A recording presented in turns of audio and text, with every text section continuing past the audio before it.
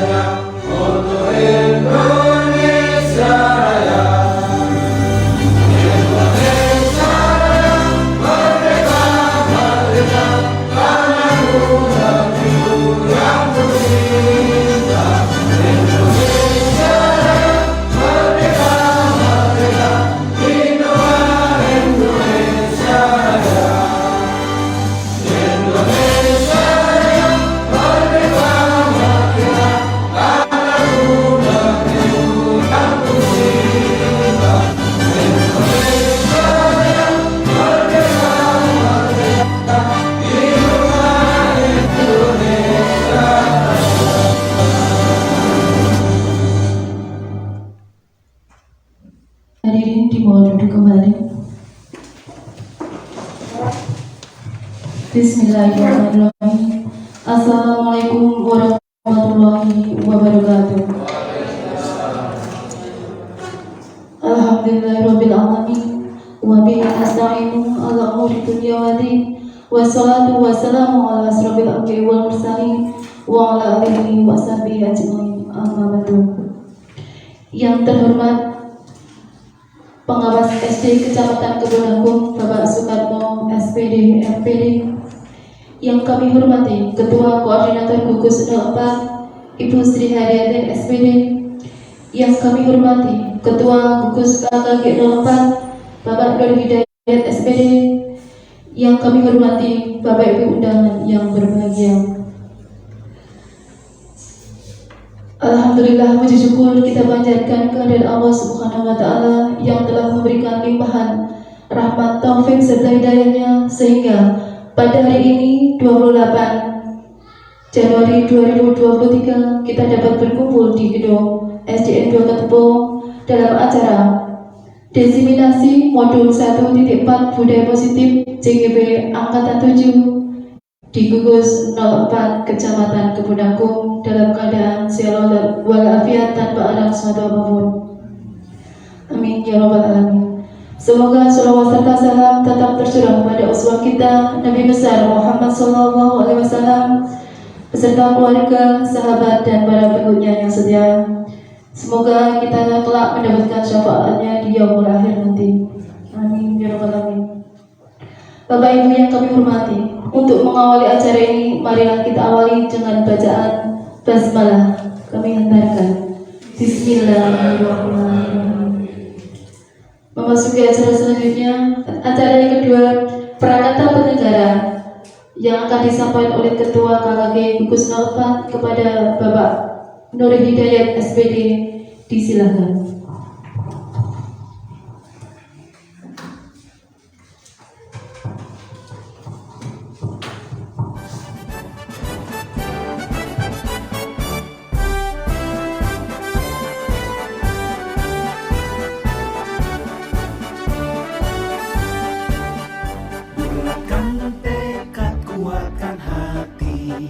Negeri ini memanggilmu kawan, belajar bergerak berbagi untuk negeri, guru penggerak majukan pendidikan.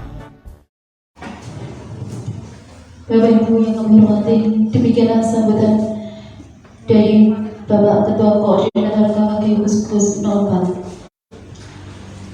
Memasuki acara yang ketiga, sambutan koordinator K3S kepada Ibu Sri Haryati, disilakan.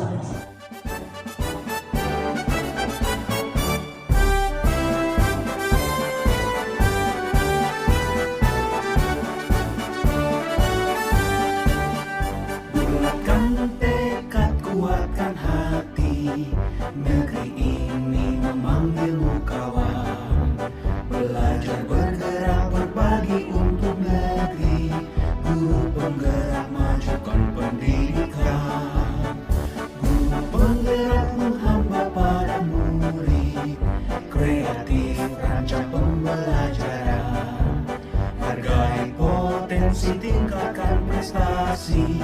Lahirkan profil pelajar Pancasila. Bapak Ibu yang kami hormati, demikianlah sambutan dari Ketua Koordinator Gugus 04. Memasuki acara selanjutnya, sambutan pengawas SD Kecamatan Kebun sekaligus membuka secara resmi kegiatan diseminasi Modul 1.4 Budaya Positif CGB Angkatan 7 Segugus 04 Kecamatan Kebun kepada Bapak Sukat SPD MPD, disilakan.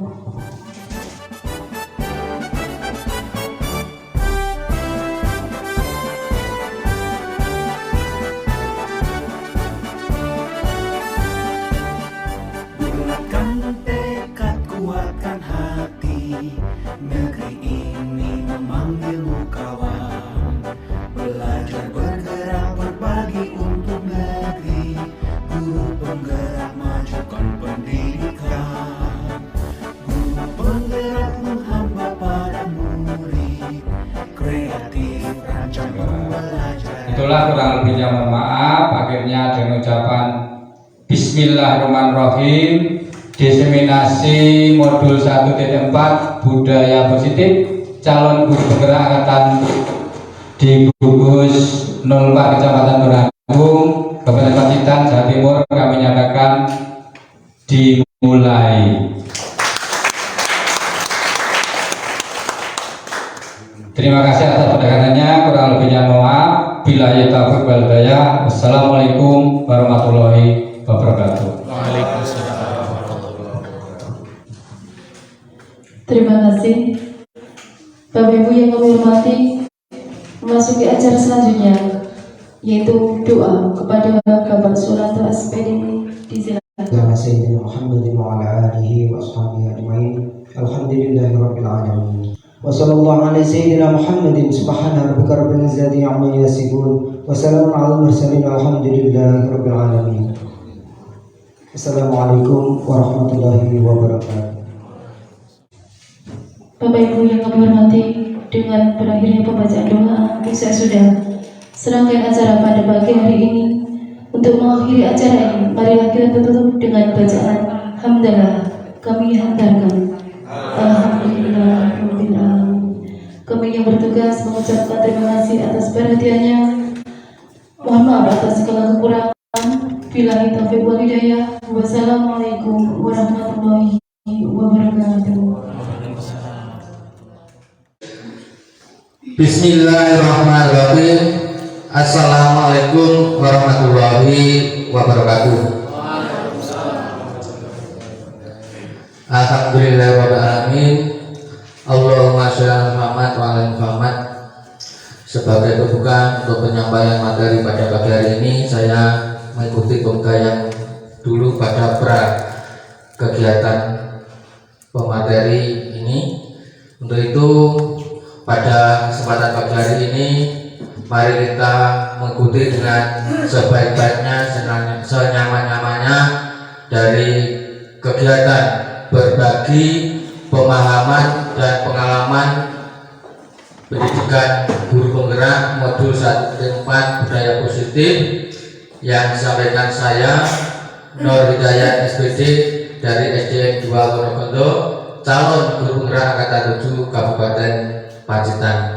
Ini merupakan identitas diri saya selaku peserta diklat CGB dari Kabupaten Pacitan angkatan 7.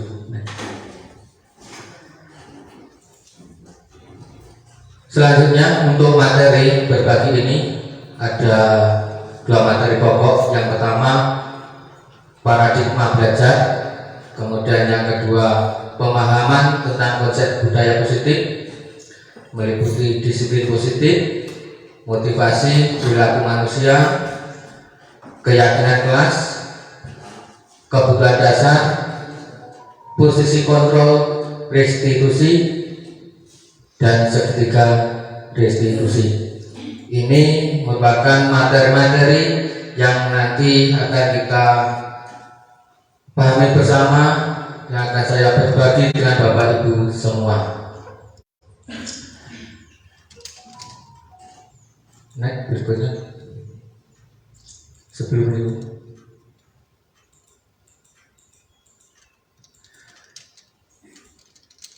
ya. Kemudian untuk kegiatan dalam penyampaian ini meliputi pertama berdoa, kesepakatan kelas, penyampaian materi tadi, kemudian berbagi aksi nyata, dan yang terakhir komentar kritik dan saran dari peserta. Untuk mengawali kegiatan hari ini, ya, berdoa tadi sudah dilakukan pada pra acara materi. Untuk itu kita masuk pada acara atau materi yang kedua, yaitu kesepakatan kelas. Di sini untuk kesepakatan kelas, mari kita lihat di sini sudah saya tampilkan kesepakatan kelas.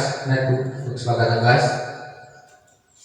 Nah, ini ada yang pertama, dalam kegiatan penyampaian materi ini saya menyampaikan kesepakatan kelas. Yang pertama, semua orang mempunyai kesempatan untuk menyampaikan komentar, kritik, dan saran.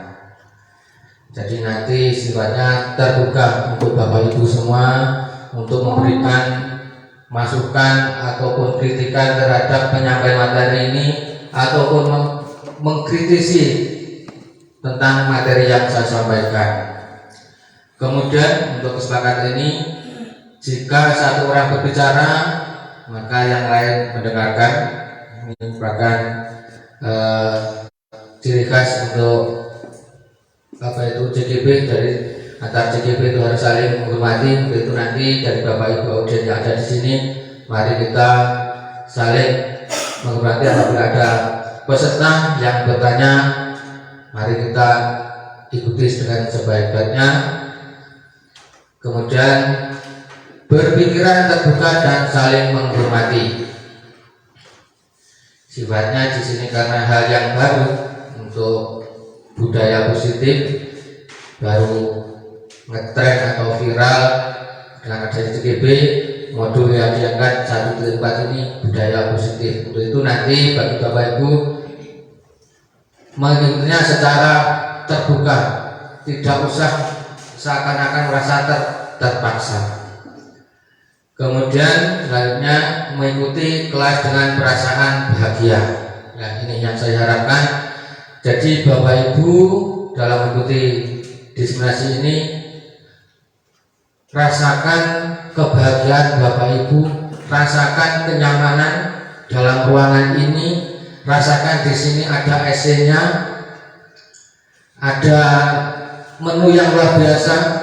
Tetapi menu di sini yang saya maksud adalah menu terkait dengan materi. Kemudian yang terakhir, hadir seutuhnya. Di sini untuk Bapak Ibu semua saya harapkan nanti keikhlasan untuk mengikuti kegiatan implementasi ini secara utuh. Sebelum selesai, saya minta Bapak Ibu tidak meninggalkan ruangan. Di antara itu kesempatan kelas mungkin saya tawarkan kepada Bapak Ibu peserta diseminasi ini untuk memberikan tambahan terkait dengan keyakinan kelas, sehingga nanti kegiatan ini bisa berjalan nyaman, aman, enak semua, sehingga materi bisa terserap oleh Bapak Ibu semua. Monggo bebas, mungkin ada yang ditambahkan. Sampun pas Bu Revi? Pas. Terima kasih. Untuk itu lanjut pada slide berikutnya, kita masuk pada materi. Untuk materi slide berikutnya tadi Bu. Sebelum pelan-pelan saja Bu, kliknya Bu ya. Sebelum ini ada Bu.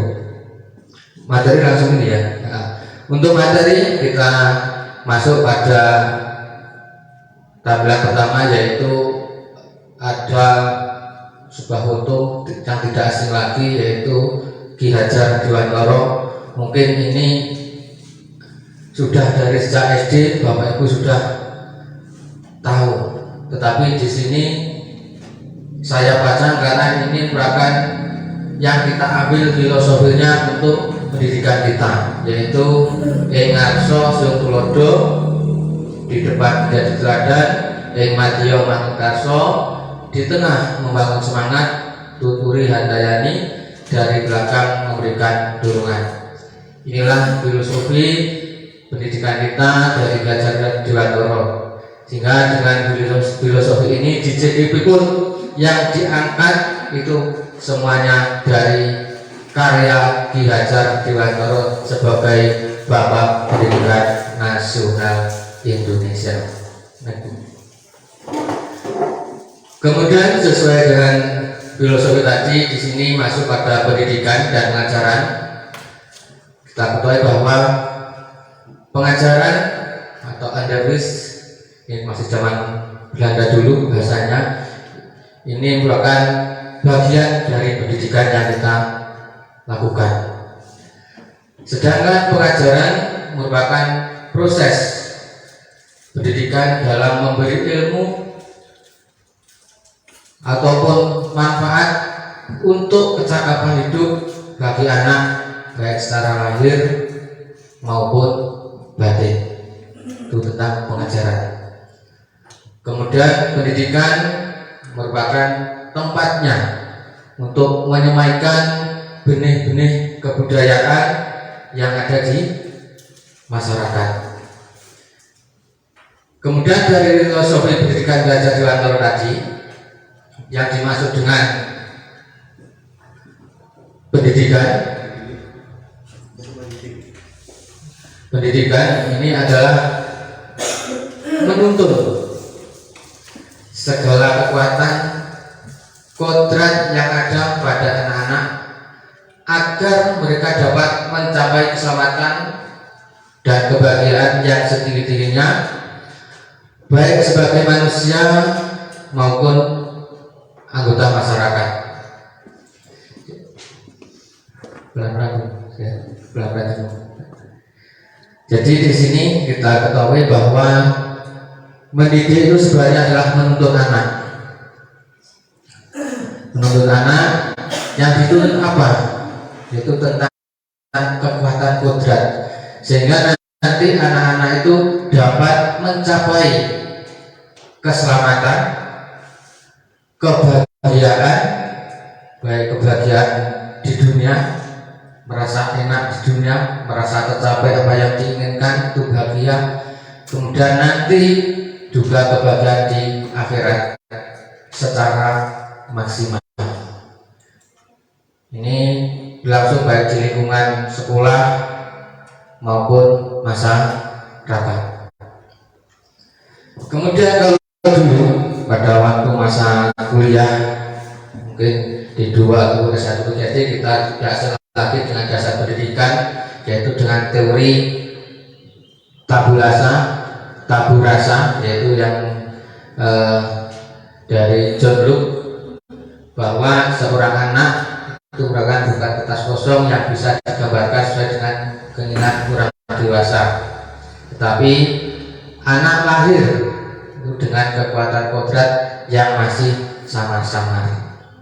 Nah ini, jadi selama ini kalau merdeka itu terlepas dari penjajah pada anak, tetapi di sini anak nanti merdeka itu adalah tidak hanya terlepas dari perintah, tetapi anak juga bisa membuat perintah. Maka tadi sudah membuat satu keyakinan atau kesepakatan kelas secara bersama-sama. Ini menurut Ki Hajar Dewantara melalui pemikiran konsepsi keteladanan sikap mereka, yaitu cetakan tahun 2013.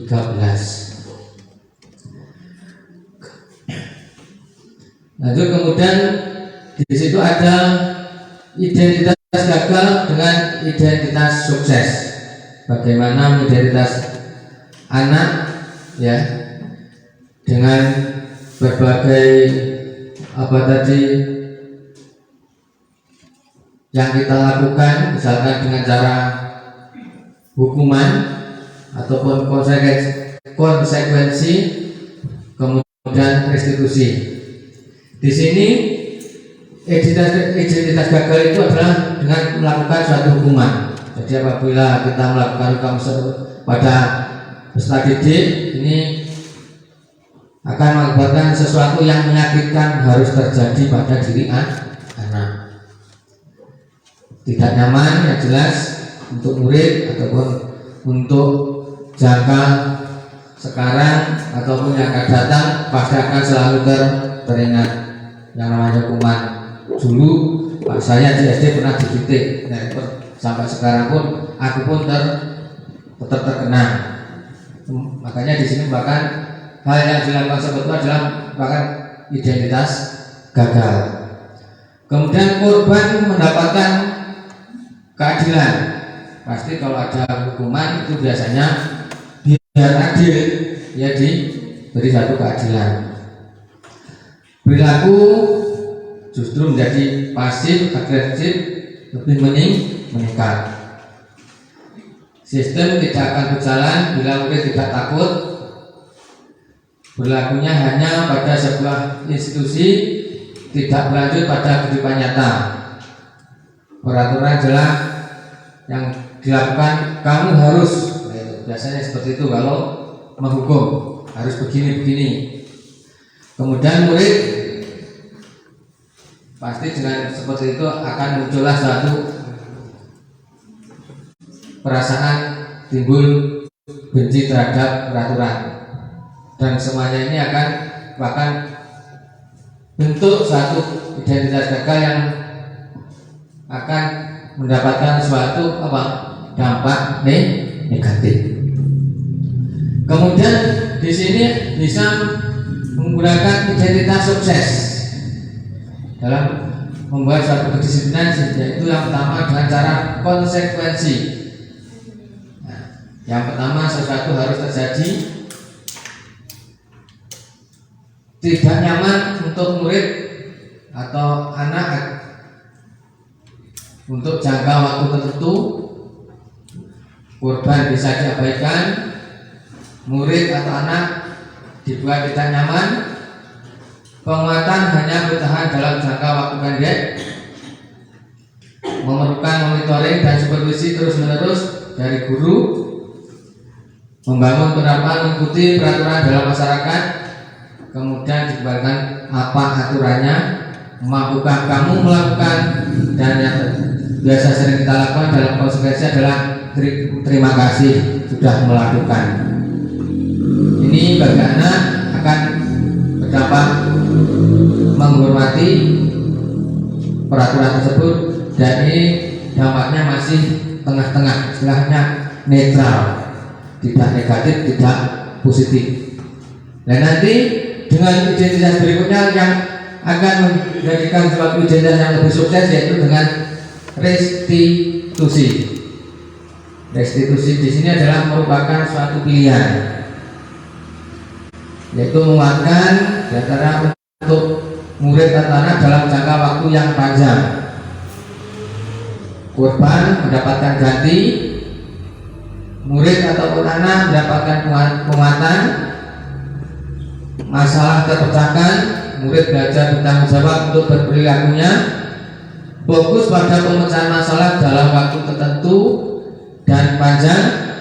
Kemudian di sini bagi anak, apa yang kamu yakini, kita kembalikan pada keyakinan tadi. Apa yang bisa kamu lakukan untuk memperbaiki masalah, berarti memberikan suatu solusi.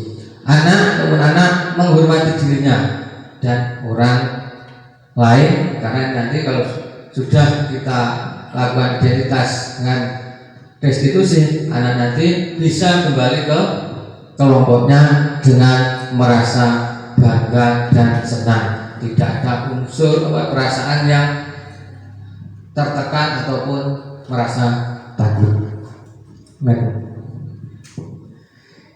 Lanjut di sini tadi hukuman atau konsekuensi. Di sini Bapak Ibu nanti bisa memilah mana apakah hukuman atau konsekuensi dari tindakan yang kita lakukan. Yang pertama, biasanya kepada anak mungkin juga pernah dilakukan, kalau belum ya ini kita seakan sudah pernah melakukan, mencatat 100 kali di dalam buku kalimat, ya maksud dalam mencatat kalimat dalam buku, saya tidak akan terlambat lagi karena terlambat ke sekolah. Nah ini kalau menurut Bapak Ibu ini hukuman atau konsekuensi? Hukuman ya. Bapak Ibu sendiri yang menilai. Nanti mungkin dengan mengikuti alur materi nanti akan terjawab apa yang di sini, apa hukuman atau konsekuensi. Kemudian yang kedua, lari mengelilingi lapangan basket sebanyak 2 kali karena terlambat hadir di sekolah. Kalau ini hukuman atau konsekuensi? Lari ini halaman. Hukuman. Ya, lurus nih penilaian. Kemudian yang ketiga, murid diminta untuk push up 15 kali karena tidak menggunakan masker ke sekolah. Menggantikan kertas tugas teman yang telah dicoret-coret. Konsekuensi. Membersihkan tumpahan air di meja tulis ya, karena tersenggol pada saat belajar. Konsekuensi. Murid disuruh untuk mengenakan sepatu seharian sekolah karena tidak menggunakan sepatu hitam. Apa? Sama-sama Pak memakai sepatu, tetapi di sini, waktunya yang berbeda ya. Hukuman. Lari mengelilingi lapangan basket 2 kali karena terlambat 10 menit untuk pelajaran BJUK. Konsekuensi. Kenapa ganti? Jadi di sini dari beberapa contoh tadi, perbedaan hukuman dan konsekuensi. Di sini hukuman itu sesuatu yang menyakitkan harus terjadi. Kalau hukuman, sedangkan konsekuensi adalah sesuatu harus terjadi, tidak menyakitkan pada diri anak-anak. Kemudian membuat anak sakit fisik maupun hati untuk jangka waktu yang lama. Ini hukuman. Tadi sudah sampaikan zaman di kelas 2 SD ditendang garasi sampai sekarang teringat. Nah seperti itu. Kemudian anak menghargai disiplin. Nah kalau itu konsekuensi. Kemudian hukuman sifatnya paksaan. Nah memaksa. Tetapi kalau di sini bukan stimulus, bukan tanggapan, stimulus respon. Kemudian untuk hukuman mendorong anak menyakiti diri sendiri. Bisa-bisa sampai anak itu kalau dukung kan muncul suatu frustasi. Ya. Kemudian kalau di sini konsekuensi mendorong anak agar mudah menyelesaikan diri. Konsep diri yang buruk, hukuman. Konsep diri yang baik, hukuman anak belajar untuk menyembunyikan kesalahan. Pasti biar tidak mendapat hukuman. Takut semua kalau ada hukuman itu. Tetapi kalau konsepnya anak belajar untuk mematuhi suatu peraturan. Karena di sini anak tarafnya masih dalam taraf belajar. Marah, merasa bersalah, dipermalukan, merasa tak dihargai, itu adalah hukuman. Tetapi kalau konsekuensi di sini kehilangan anak dibuat tidak nyaman, diasingkan untuk sementara waktu. Jadi sifatnya itu hanya sementara saja. Jadi hukuman memang berhasil pada orang sukses, ya. Ini tidak bisa dipungkiri kalau orang-orang yang dulu dengan hukuman semuanya nyatanya seperti itu. Tetapi nanti kita kembali apakah dengan perkembangan paradigma yang baru ini nanti masih sesuai atau tidak. Karena ya, mereka dapat menerapkan dan memaafkan si penghukum. Hukuman tidak bekerja pada anak yang memiliki identitas kegagalan, karena tindakan ini hanya menegaskan ketidakmampuan. Itu menurut dosen tahun 2001. Nah, sedangkan menurut Afikon dihukum oleh penghargaan. Jadi menghargai itu termasuk memberikan atau dihukum, karena dampaknya pengaruh jangka pendek atau jangka panjang. Pengaruh jangka pendek dan jangka panjang. Kalau diberi hadiah itu senangnya sekarang, besok juga masih teringat saya pernah mendapatkan hadiah ini. Tetapi di sini penghargaan menghukum, kemudian penghargaan mengurangi ketepatan, penghargaan tidak efektif, penghargaan merusak hubungan. Kok bisa ya penghargaan merusak hubungan? Kok bisa? Apa? Mungkin iri. Iya, Mary. seperti itu. Kemudian penghargaan menurunkan kualitas, seperti itu. Kok bisa menurunkan kualitas? Padahal sudah dihargai. Hah? Kemudian penghargaan mematikan kreativitas, penghargaan mengurangi motivasi intrinsik. Ini sebenarnya masuk kategori netral tadi, ya. Jadi yang dikatakan ya baik, tetapi bisa masuk kategori penghargaan itu adalah hukuman. Nah, yang di sini masuk kata restitusi. Apa itu restitusi? Restitusi merupakan proses menciptakan kondisi bagi murid untuk memperbaiki kesalahan mereka, sehingga mereka bisa kembali pada kelompok mereka dengan karakter yang lebih kuat. Restitusi merupakan proses kolaboratif yang mengajarkan murid untuk mencari solusi untuk masalah mereka dan membantu murid berpikir tentang orang seperti apa yang mereka ingin menjadi tujuan mulia dan bagaimana mereka harus memperlakukan orang lain. Ini menurut dosen.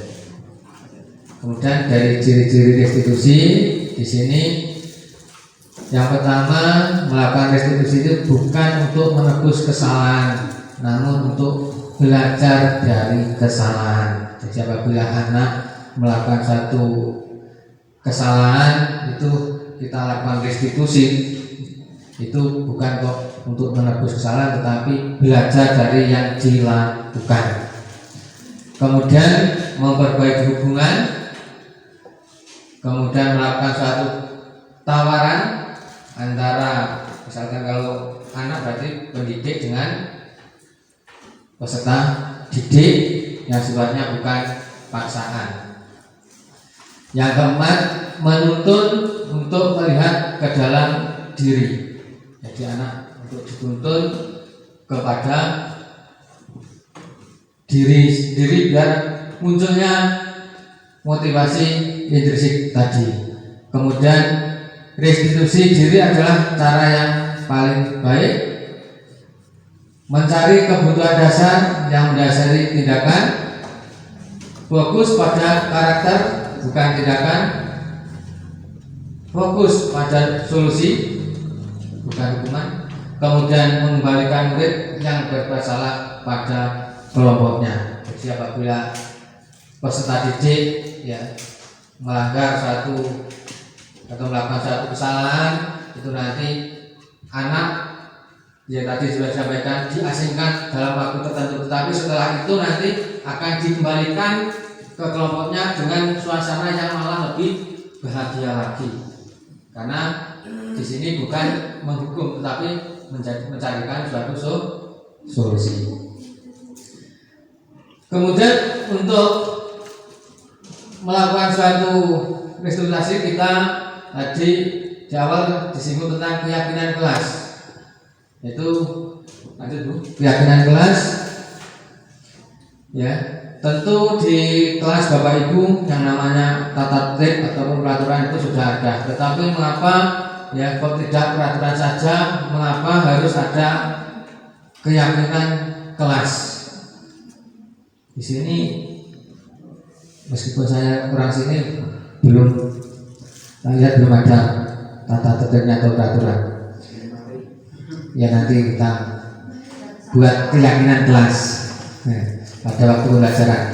Mengapa kita memiliki peraturan harus menggunakan helm bila mengendarai kendaraan roda 2? Mengapa ya? Kok aturannya harus menggunakan helm? Kok tidak memakai topi saja bersama-sama penutup kepala? Kemudian mengapa kita memiliki peraturan 3M? Menggunakan masker, mencuci tangan, dan menjaga jarak 1,5 meter masa pandemi kemarin. Kok tidak diberlakukan seperti biasa wae? Mengapa kita memiliki peraturan harus datang tepat waktu pada saat mengikuti pelatihan? Ya. Jadi di sini semuanya adalah untuk mendukung motivasi intrinsik. Kita kembali ke nilai-nilai ataupun keyakinan-keyakinan yang lebih menggerakkan seseorang dibandingkan dengan mengikuti serangkaian peraturan. Jadi seakan-akan peraturan itu juga mengikat, keyakinan mengikat, tetapi mengikatnya itu peraturan belum tentu itu sesuai dengan keinginan anak.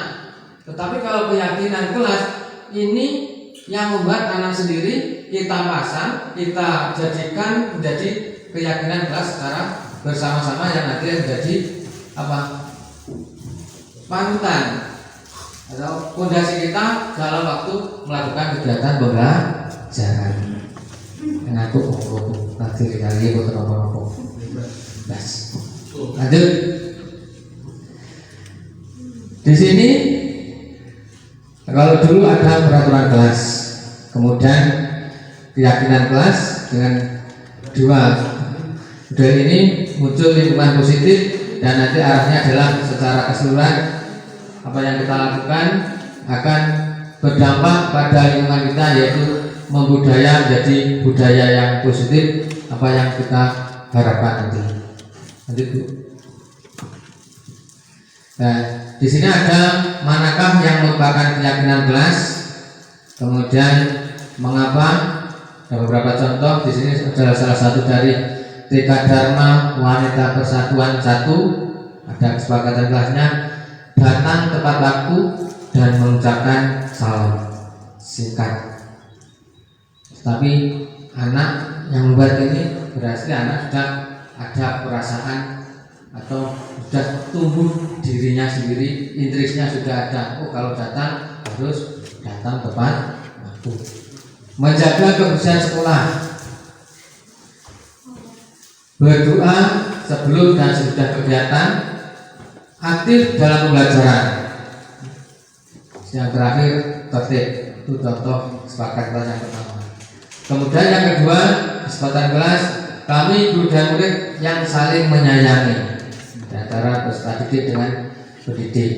Kami murid yang semangat untuk belajar. Kami murid yang peduli dengan teman-teman. Mungkin ini tingkatannya antara tingkatan TK dengan kalau ini kelas atas mungkin 45 kalau di sekolah SD untuk kesepakatan kelasnya. Ya Bu. Kemudian yang perlu kita lakukan dalam pembentukan keyakinan kelas sekolah yaitu pertama, keyakinan kelas bersifat lebih abstrak daripada peraturan yang lebih rinci dan konkret. Keyakinan kelas berupa pernyataan universal, pernyataan keyakinan kelas senantiasa dibuat dalam bentuk positif ke arah yang baik. Keyakinan kelas hendaknya tidak terlalu banyak sehingga mudah diingat dan dipahami oleh semua warga kelas. Jadi tidak berdiri-diri kalau aturan itu sampai ada yang 25 itu pun masih ada ABC-nya, ada 1-2-nya. Tapi di sini mungkin dari beberapa anak nanti ada yang sama. Ambil saja yang kira-kira dari anak itu menyepakati dan menjadi keyakinan bersama. Kemudian keyakinan kelas sebaiknya sesuatu yang dapat diterapkan di lingkungan tersebut. Jadi disesuaikan kondisi kelasnya. Semua warga kelas hendaknya ikut berkontribusi dalam pembuatan keyakinan kelas lewat kegiatan curah pendapat. Jadi untuk membuat keyakinan kelas ini antar teman, pak guru itu pun semua mencurahkan pendapatnya. Mana yang terbaik itu nanti dalam waktu kegiatan yang akan dilakukan. Bersedia meninjau kembali keyakinan kelas dari waktu ke waktu. Jadi ini untuk keyakinan kelas ini sifatnya fleksibel. Jadi sewaktu-waktu bisa kita lihat kembali, kita sepakati lagi bersama dengan peserta didik. Di sini ada peraturan dan keyakinan kelas. Berbedanya yaitu kalau peraturan kelas itu selalu kembalikan buku ke tempatnya, contoh peraturannya, tetapi di sini tanggung jawab. Berarti kalau misalkan satu anak mengambil atau pinjam buku, ya itu di situ dia ditulisi dikembalikan pada tempatnya. Tetapi kalau di sini ada keyakinan kelas, nanti anak ditegur kembalikan pada keyakinan kelas. Bagaimana tanggung jawab anak terhadap apa yang dilakukan tadi untuk meminjam buku. Kemudian peraturan dilarang mengganggu orang lain. Tapi di sini keyakinan kelas adalah malah menghormati orang lain. Hadir di sekolah 15 menit sebelum pembelajaran dimulai. Di sini keyakinan kelas menghormati orang lain, berkomitmen secara bersama-sama. Kemudian peraturan dilarang melakukan kekerasan. Keyakinan kelas di sini melakukan keselamatan, menghormati orang lain, saling menjaga, saling mengamankan. Jadi bagaimana mengupayakan satu kondisi kelas itu senyaman mungkin.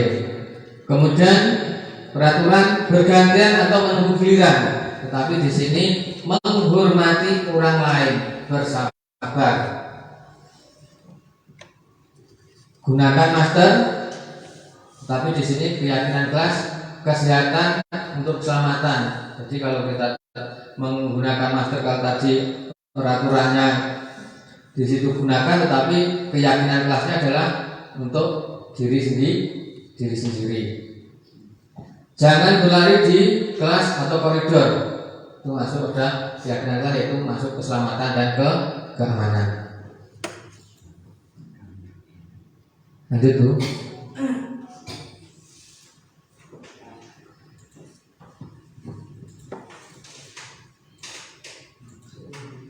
Tapi sangat dua.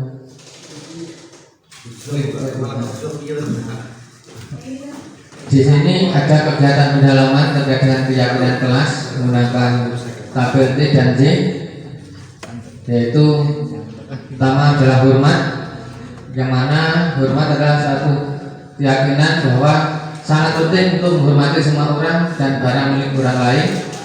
Kemudian bekerja, kami meyakini bahwa sangat penting untuk mengerjakan segala pekerjaan atau mengikuti kegiatan yang telah ditugaskan. Kemudian yang terakhir adalah diterima dan dimiliki. Kami meyakini bahwa sangat penting untuk merasa terima pada suatu kelompok dan saling peduli satu dengan orang lain. Berikutnya. Contoh misalkan di sini hormat, tampak seperti datang tepat waktu, tidak tampak seperti sering hadir terlambat. Kemudian menyapa teman dan guru setiap hari. Terhadap teman di sini tidak tampak seperti ta'assub kepada teman ataupun guru. Yang selanjutnya mengembalikan barang teman yang telah dipinjam dan mengucapkan terima kasih. Tidak membalikan barang yang telah dipinjam dan meletakkan sembarangan. Itu menghormati atau hormat. Kemudian bekerja tampak seperti tekun bekerja dan menyimak guru.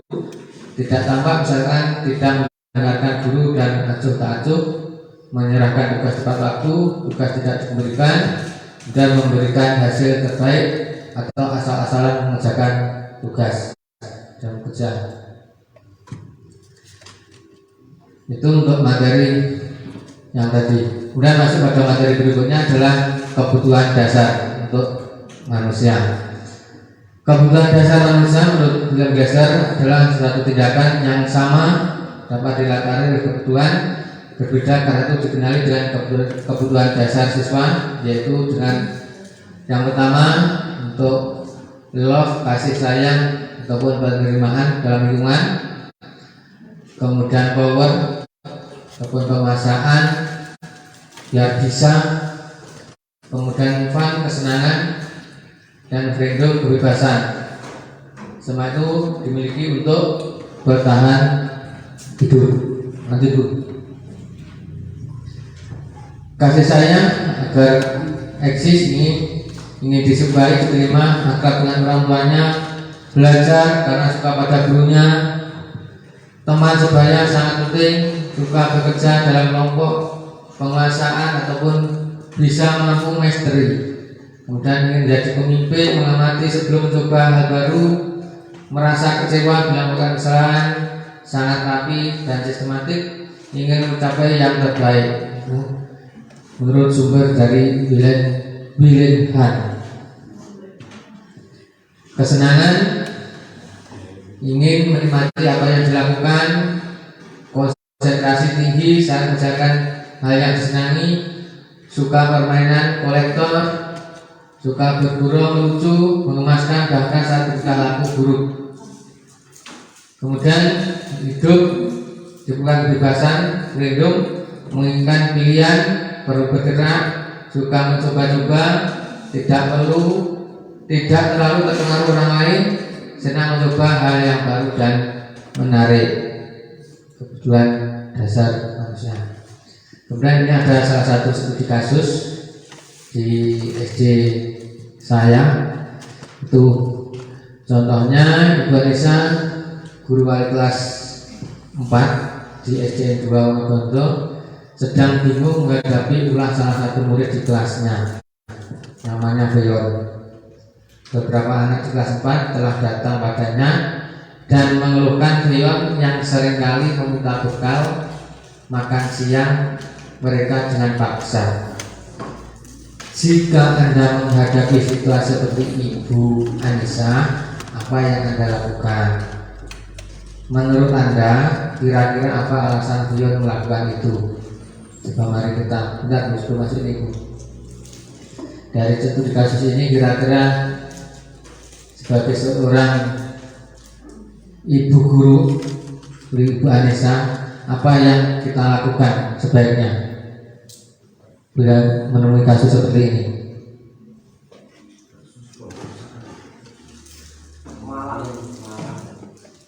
Malak batur dari apa? Kaitannya dengan keyakinan tadi atau keraguan, mungkin barangkali itu memberi kesempatan orang untuk berdoa, untuk bersedekah. Betul. Setuju. Dari bahkan itu bahkan ya kita kembalikan kepada niatnya. Bagian kita sadar bahwa yang diberikan itu adalah bagian dari sedekahnya. Oke. Kemudian yang kedua, menurut Anda kira-kira apa alasan dan melakukan hal itu? Tidak membawa. Bisa juga tidak membawa. Mungkin lapar ya. Kalau begitu mari kita lihat sebenarnya apa ini kasus ini, monggo Bu. Dan berikutnya, ya. Jadi ini apabila jawaban ketika ditanya oleh Ibu Anissa tadi, berarti kita kembalikan pada anaknya. Ditanya, nah, karena ia lambat dan orang tuanya tidak membawakan bekal makan siang, maka kebutuhan dasar yang sedang berusaha dipenuhi adalah untuk bertahan hidup. Itu jawaban pertama. Jadi top survei, top survei. Kemudian yang kedua, apabila dia menjawab bahwa alasan mengambil bekal temannya karena dia merasa senang temannya jadi memperhatikan dia. Ketika temannya melaporkan tindakan itu pada gurunya dan gurunya malah memberitahu orang tuanya sehingga orang tuanya jadi perhatian, maka kebutuhan dasar yang dilakukan oleh beliau tadi adalah untuk mendapatkan kasih sayang. Berarti selama ini dari rumah ya mungkin kurang tadi bahasanya. Berikutnya, apabila jawaban beliau ditanya dia merasa hebat, kuat dari teman-temannya, ke teman menjadi takut menuruti kemauan beliau, maka sebenarnya beliau adalah berusaha untuk memenuhi kebutuhan dasarnya untuk mencari kekuasaan atau kekuatan dalam lingkungannya. Itu dari studi kasus pertama tadi. Next. Kemudian apabila jawaban beliau tadi merasa bosan dengan bekal makanan dibawakan ibunya dari rumah karena ibunya selalu membawakan bekal yang sama, dan dia ingin mencoba makanan teman-teman yang beraneka ragam, maka beliau sedang berusaha memenuhi kebutuhan akan kebebasan. Berarti ingin coba-coba. Yang berikutnya apabila coba-coba kayak cuman menunya sesuai. Di sini lanjutnya apabila menjawab bahwa yang melakukan karena iseng saja dan menikmati ekspresi wajah teman-temannya yang kesal, berarti mencermati nanti karena diambil makanan dan menurut dia ekspresi teman-teman itu lucu, maka seperti yang dilakukan itu adalah untuk mencari kesenangan, cari hiburan. Jadi di lawakan, tijarati, seperti itu. Jadi itu kebutuhan dasar manusia dari satu contoh studi kasus semuanya kalau kita gali semuanya ada. Nanti Bu. Masuk pada materi 1, materi 3.5 yaitu materi posisi kontrol restitusi. Next Bu. Untuk materinya. Yang di sini materi ini posisi kontrol menurut Jan Gosen tadi sudah kita bersama-sama di awal ada identitas gagal yaitu kontrolnya dari luar, kemudian identitas berhasil atau sukses kontrol dari luar juga, kemudian identitas berhasil sukses kontrol diri. Di sini untuk identitas dari luar menghindari hukuman, kemudian identitas sukses dari luar itu mengharapkan imbalan ketergantungan pada orang lain, kemudian menghindari identitas yang berhasil atau sukses adalah menghargai diri sendiri. Ya, posisi kita ini ada tadi di awal saya sebutkan ada 5. Yang pertama penghukum, membuat orang bersalah, teman, pemantau dan manajer. Apabila kita sebagai orang guru berbuat sebagai penghukum itu menghardik, menunjuk-nunjuk, menyakiti atau menyindir anak itu sebagai seorang penghukum, itu termasuk identitas yang gagal. Kemudian membuat anak merasa bersalah, diceramai, seharusnya begini, ibu kecewa seperti itu. Nah, kemudian sebagai teman membuatkan alasan-alasan untuk muridnya. Di sini sebagai pemantau menghitung dan mengukur sudah berapa kali kamu melakukan kamu kemarin, nah seperti itu terus memantau hal yang dilakukan terhadap anak. Kemudian seorang manajer di sini mengajukan pertanyaan-pertanyaan dengan menyesuaikan kesepakatan ataupun keyakinan kelas tadi. Kemudian motivasi guru berbuat, guru berbuat di sini motivasinya misalkan kalau kamu tidak melakukan apa yang rasakan, itu merupakan cara mendidik seorang anak sebagai seorang pendidik, penghukum, mengancam. Kemudian merasa bersalah, kamu sudah tahu ibu telah selesai, ya. Kemudian mengatakan ibu stres akan merasa judek judek ya. Teman, ayolah melakukan demi ibu, merengek-rengek bagi orang guru terhadap peserta didik. Masa kamu tidak mau?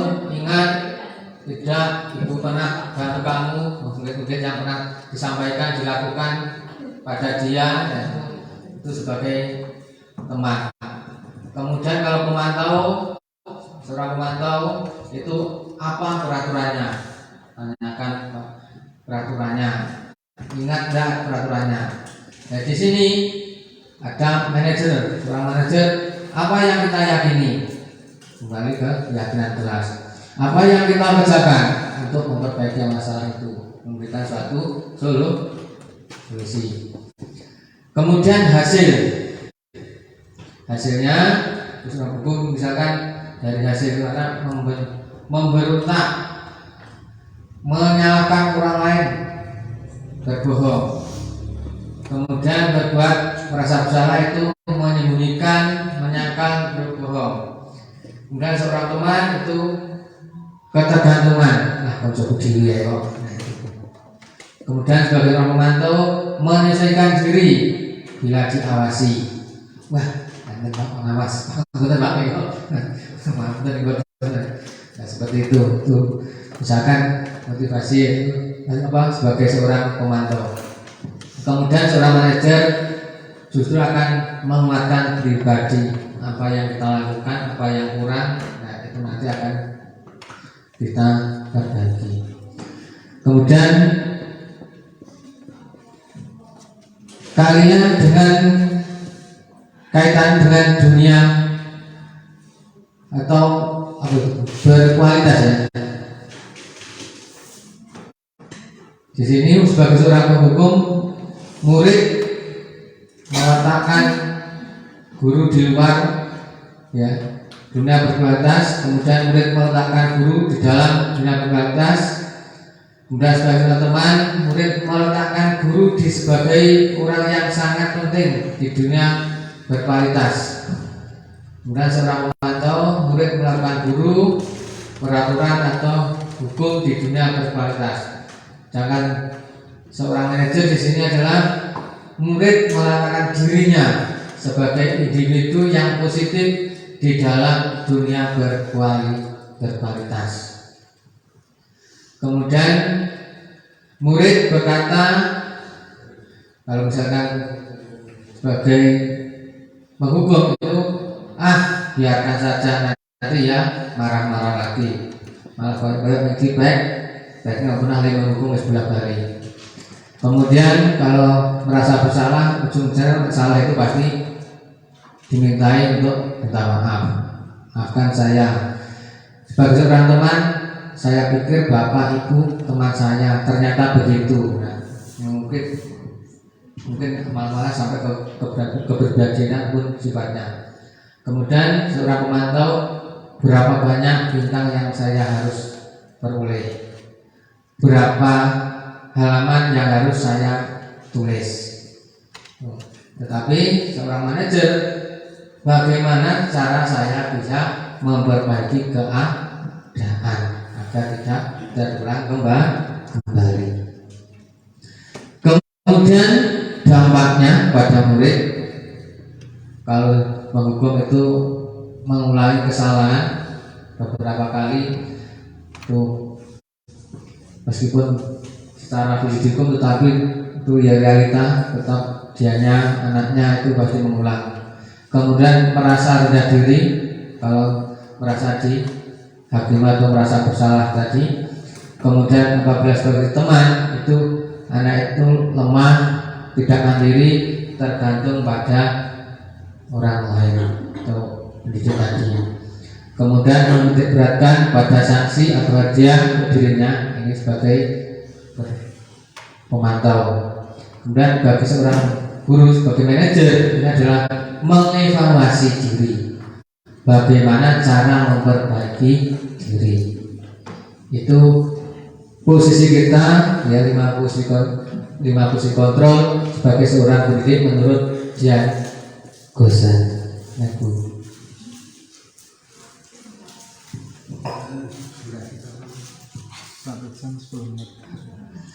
Lanjut, yang berikutnya adalah siapa yang mengatakan seperti pertanyaan atau pernyataan di bawah ini, saya kecewa sekali dengan kamu. Dan siapa yang mengatakan pembuat orang merasa bersalah? Itu adalah orang yang membuat bersalah biasanya seperti mengatakan seperti itu. Kamu tidak pernah benar melakukannya, itu penghukum. Ayolah lakukan demi ibu, demi bapak, teman. Apakah kamu akan mendapatkan stiker bintang hari ini? Pemantau. Bagaimana kamu bisa menyelesaikan masalah ini? Itu orang manajer. Dan yang terakhir adalah kata-kata atau pernyataan yang sering dilakukan seorang guru. Kamu selalu yang paling akhir.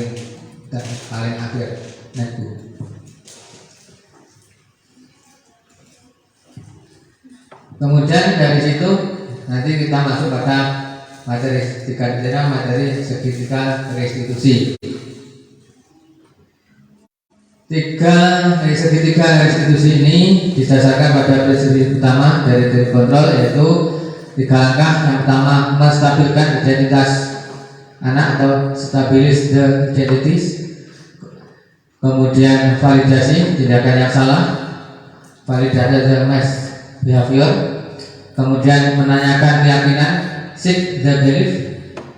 Kemudian di sini dalam kontrol kita semua akan melakukan hal terbaik yang kita lakukan, jadi menstabilkan. Semua perilaku memiliki alasan, apa yang kita lakukan tindakan, jadi didasarkan pada alasan. Dan alasannya menanyakan, yaitu alasannya apa? Itu adalah untuk memunculkan biar si anak memiliki suatu motivasi intrinsik ataupun internal. Bentuk segitiga restitusi di sini yang kita lakukan pertama tadi validasi tindakan yang salah, menanyakan keyakinan, dan menstabilkan. Segitiga restitusi. Yang pertama, adakah cara yang lebih efektif mendapatkan apa yang kamu butuhkan? Kemudian kamu tentu punya alasan mengapa kamu melakukan, itu memvalidasi. Kemudian untuk menanyakan keyakinan kelas apa yang telah kita sepakati tadi dalam kelas. Kemudian kamu ingin menjadi orang yang seperti apa, itu adalah menanyakan keyakinan. Kemudian untuk menstabilkan identitas, kamu bukan satu-satunya yang pernah melakukan, jadi tetap memberikan satu motivasi pada anak yang bersalah tadi, sehingga anak tetap merasa senang, bangga dengan kesalahan yang dilakukan tadi, tetapi ada semacam komitmen. Setiap orang pasti pernah melakukan kesalahan. Di sini nih, menjadi ini suatu motivasi terhadap anak agar anak tidak merasa selama ini yang dilakukan itu merasa salah. Itu adalah salah satu untuk melakukan tindakan terhadap peserta didik yang melanggar suatu kesepakatan ataupun kalau peraturan, karena di sini sebenarnya adalah kesepakatan kelas, itu dengan cara segitiga restitusi. Untuk membuat anak yang merasa gagal karena berbuat salah menjadi positif terhadap dirinya, yang pertama adalah menstabilkan identitas dengan berkata, misalkan berbuat salah itu hal yang manusiawi, tidak ada manusia yang sempurna. Bapak Ibu juga pernah berbuat salah, kita pasti bisa menyelesaikan.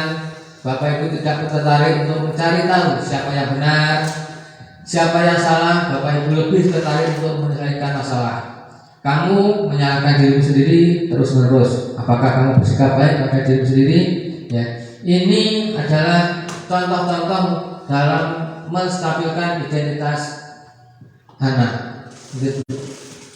Kemudian divalidasi kebutuhannya dengan melakukan suatu berkata pada anak, kamu bisa saja melakukan hal yang lebih buruk, tapi kamu tidak melakukannya. Kamu pasti punya alasan mengapa melakukannya. Apa yang penting bagi kamu? Kamu boleh tetap berusaha menjaga sikap itu, tetapi tambahkan sikap yang lain ataupun yang baru. Maukah kamu belajar cara lain untuk mendapat yang kamu butuhkan tanpa harus mengumpul? Apakah kamu bisa melakukan dengan lebih baik besok lagi? Itu nanti tentu si anak akan memberikan satu jawaban atau sebuah komitmen. Kemudian kita lanjutkan dengan menanyakan terkait dengan keyakinan yang kita buat. Apa nilai yang kita percaya tadi di kelas? Sekolah kita mungkin yang lebih sekolah lagi. Kemudian kita kembalikan kepada nilai-nilai universal apa yang telah kita sepakati. Kelas yang kecil itu seperti apa sih? Kembalikan kepada anak. Kemudian kamu ingin jajaran seperti apa? Apakah kamu merasakan ketika kamu melakukan itu kamu menjadi orang yang seperti apa? Ini merupakan contoh validasi, ya. Yang ketiga yaitu dengan segitiga restitusi. Kemudian di sini ada intervensi 30 detik. Intervensi ini bisa membantu murid kembali ke tujuan semula dengan cukup singkat dan dengan cara non konfrontatif, yaitu yang kita lakukan. Apa kamu ingin berbuat lebih baik? Ya, apa saat ini kamu sedang menjadi orang yang sedang kamu inginkan? Ya. Kemudian dalam hal budaya positif tadi kita bisa mulai dari diri kita sendiri, kemudian melibatkan orang-orang tertentu sebagai kunci yang bisa kita ajak untuk berbuat atau melakukan budaya positif. Kemudian melakukan sekarang dan ajak selalu hadirkan rasa memiliki dengan membuat kesepakatan bersama, ciptakan lingkungan yang mendukung, temukan akar permasalahan sebelum menentukan solusi. Ini semua dilakukan secara bersama-sama untuk memunculkan suatu budaya positif baik di lingkungan kelas maupun lingkungan sekolah. Kemudian berbagi aksi nyata. Jadi apa yang pernah kita lakukan yang dalam kelas nanti kita berbagi dengan teman-temannya. Kemudian penerapan segitiga restitusi, yaitu demonstrasi konseptual, kemudian aksi nyata, budaya positif di dalam kelas. Demonstrasi konseptual ini nanti Bapak Ibu bisa mempelajari lagi modul-modul, kemudian kita ambil poin-poin, kemudian kita aplikasikan dalam pembelajaran atau dalam sekolah, bisa dalam bentuk video ataupun nanti hasilnya dijadikan sebagai aksi nyata bagi Bapak Ibu.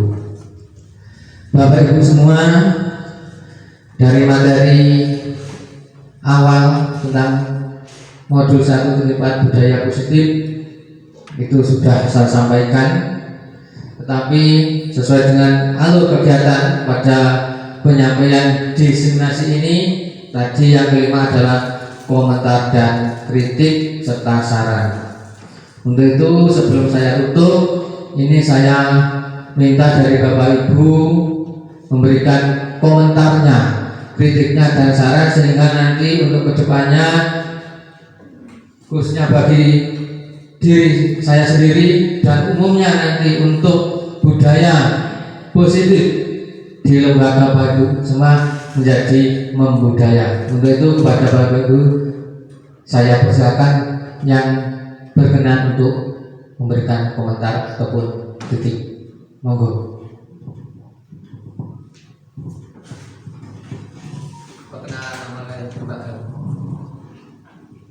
Assalamualaikum warahmatullahi wabarakatuh. Perkenalkan, nama saya Syati dari SDN 2 Keterok, Kemenagung.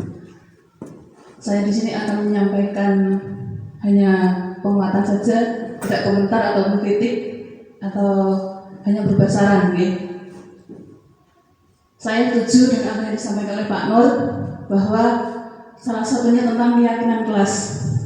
Dengan adanya keyakinan kelas, diharapkan sekolah atau kelas menjadi aman, nyaman, dan menyenangkan.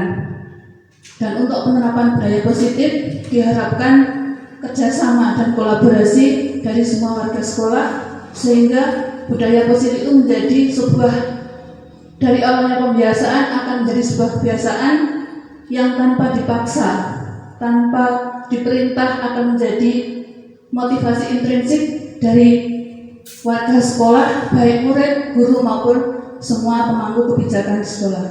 Terima kasih. Assalamualaikum warahmatullahi wabarakatuh. Terima kasih Bu atas penguatan dan tambahan terkait dengan pelaksanaan budaya positif di lingkungan Bapak Ibu. Mungkin ada yang lain untuk memberikan komentar, saran, tambahan. Bu Revi selaku calon guru penggerak juga angkatan 7 dari Kabupaten Pacitan melengkapi mungkin apa yang saya sampaikan tadi. Masih banyak kekurangan Bu, karena secara global saja, kalau secara detail modul ini termasuk modul yang terbanyak di di modul pertama, karena ada modul 1 itu sampai 1.4. Kebetulan yang paling banyak adalah yang 1.4 ini, ada beberapa subnya. Jadi untuk penyampaian saja kemarin juga butuh waktu yang lama, dan tugas pun ya termasuk terberat ya Bu. Iya. Terberat ya. Materinya banyak sekali. Mungkin dari Pak Katmo. Baik, terima kasih. Kami juga akan untuk mengkritik atau memberikan masukan bahwa saya ingin menanti implementasi aksi nyata di sekolah aja. Jadi apa yang kalian sampaikan barangkali bermanfaat apabila nanti Bapak Ibu mengimplementasikan di sekolah masing-masing. Terima kasih. Ya, terima kasih Pak Katmo. Jadi dari Bu Sri sama Pak Katmo, kalau Bu Sri tadi sifatnya kita Bu Sri nanti butuh kebersamaan. Di sini tadi sudah dari KKB 04 itu mengundang dari lembaga yang belum ada di JGB-nya 2 orang tenaga, itu nanti sudah bisa berkolaborasi untuk melakukan suatu pembudayaan di lingkungan lembaga, sehingga nanti dengan adanya 2 orang itu sudah lumayan, apalagi nanti ditunjang kebersamaan Bapak Ibu guru secara bersama-sama, yang lain mendukung. Saya yakin untuk budaya positif ini bisa membudaya di lembaga Bapak Ibu. Nah, jelas butuh kolaboratif antar Bapak Ibu maupun peserta didik. Mungkin ada lagi saran dari SDN Tepung. Pak Widi, Pak Fatoni, Bu Suli, kasih telepon. Jadi sekali lagi ini untuk komentar kritik ini saya tunggu, karena ini termasuk bagaimana saya menyampaikan materi tadi. Mungkin ada kekurangan, tapi kekurangannya banyak. Tetapi di mana kekurangan itu mungkin untuk penjelasan nanti biar ada yang menjelaskan lagi, atau semampu saya nanti akan saya ulang lagi. Pak Iko, sambut.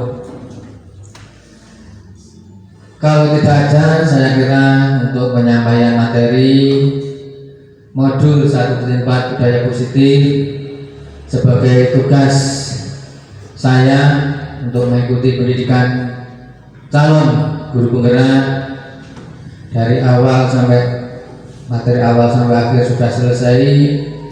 Ya, mudah-mudahan Bapak Ibu semua yang ikut diseminasi ini nanti bisa dilakukan, diimplementasikan untuk diaplikasikan di lembaganya sesuai dengan harapan Bapak Soekarno selaku pengawas kita, itu pengawas di gugus 04, sehingga nanti antara yang ada CTP-nya dengan yang belum ada itu nanti sama seperti kurikulum saja. Kurikulum yang K13 yang dengan yang apa itu MJK ternyata penerapannya juga sama, karena di sini sama-sama merdekanya. Jadi saya kira itu, untuk itu saya ucapkan terima kasih sebesar-besarnya atas partisipasi Bapak Ibu untuk mengikuti kegiatan ini. Mudah-mudahan niat panjenengan, luang waktunya yang berikan ini menjadikan kebaikan Bapak Ibu dan mendapatkan balasan dari Allah Subhanahu wa Ta'ala. Dan tak lupa dari saya telah bersama-sama. Mari saya antarkan Alhamdulillahirabbil alamin. Akhirul kalam, bila terjaya. Wassalamualaikum warahmatullahi wabarakatuh.